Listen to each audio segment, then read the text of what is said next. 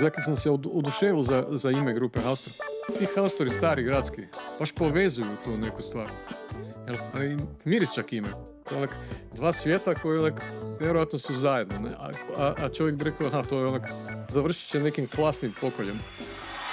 Po prvi puta u našoj zemlji grupa Haustor. To je bila vrlo plodna, vrlo zanimljiva suradnja.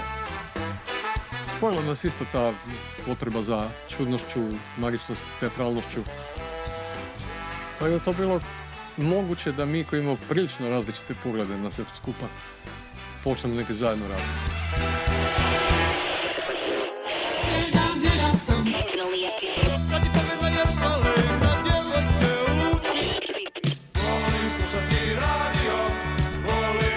Mislim da smo napravili stvari koje su nas nadilazile svakog ponaosob.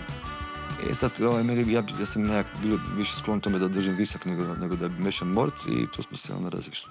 Imam više osjećaj da su oni tvrdoglavi i teški ljudi i da onda jednostavno su morali kod dve zvezde svaka otići u svoje. Ajmo, grupa proba. Voodoo je 1+1 3.